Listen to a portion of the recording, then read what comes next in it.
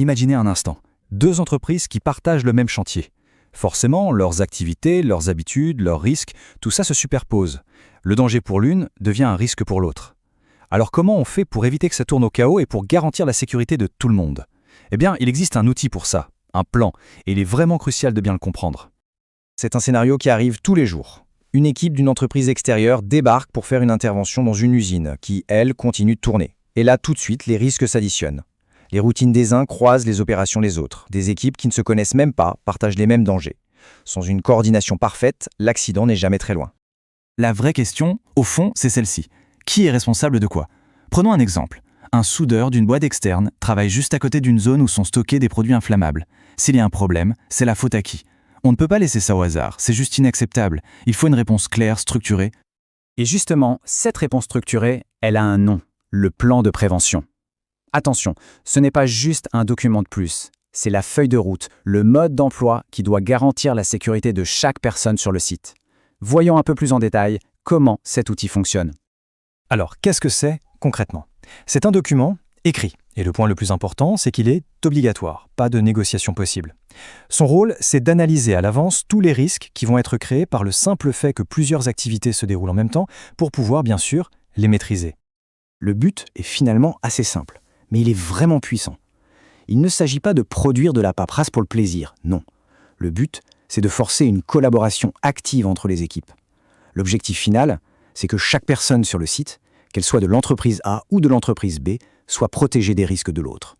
Bon, alors, à quoi ça ressemble en vrai ce plan? Il faut oublier l'idée d'un simple formulaire à remplir. Pour qu'il soit efficace, ça doit être un véritable schéma directeur de la sécurité. Allez, on va décortiquer un peu ces éléments essentiels. La logique est assez claire. D'abord, on commence par les bases. Qui intervient et quand? C'est le minimum. Ensuite, on identifie les phases critiques, c'est-à-dire les moments où le danger est à son maximum. Et enfin, on s'assure que le matériel utilisé par tout le monde est bien adapté et ne va pas créer de nouveaux risques. C'est vraiment le socle de toute la stratégie. Viennent ensuite les détails, mais des détails opérationnels qui peuvent absolument tout changer. Comment l'équipement est-il entretenu? Quelles sont les consignes précises que chaque employé reçoit? Et surtout, si malgré tout l'accident arrive, qu'est-ce qu'on fait? Le plan doit répondre à ces questions avant même qu'on ait besoin de se les poser. Qui on appelle? Où sont les secours? Tout doit être prévu. S'il ne fallait retenir qu'un seul mot de toute cette démarche, ce serait celui-là, coordination. Chaque ligne du plan, chaque information qu'on y met, tout ça n'a qu'un seul but, forcer les équipes à travailler ensemble pour la sécurité, et pas juste les unes à côté des autres.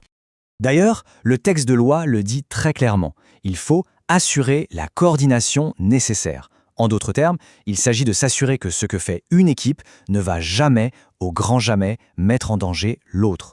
Ce n'est plus juste un souhait, c'est un véritable travail d'équipe qui est rendu obligatoire par la loi. Mais ce n'est pas tout.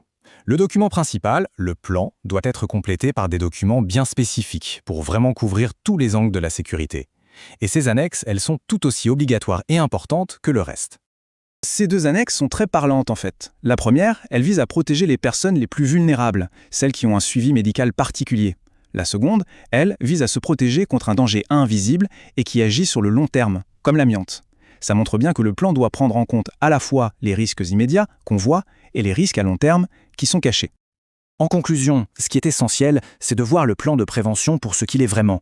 C'est bien plus qu'une simple obligation légale à cocher sur une liste. C'est un outil de dialogue, d'anticipation et de protection.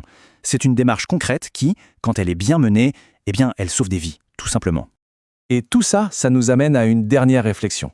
Les documents, les procédures, c'est indispensable bien sûr, mais ça ne remplacera jamais la vigilance et la culture de la sécurité au quotidien. La question reste entière. Comment chacun, à son niveau, peut contribuer à cette responsabilité collective pour que chaque personne rentre chez elle saine et sauve à la fin de la journée?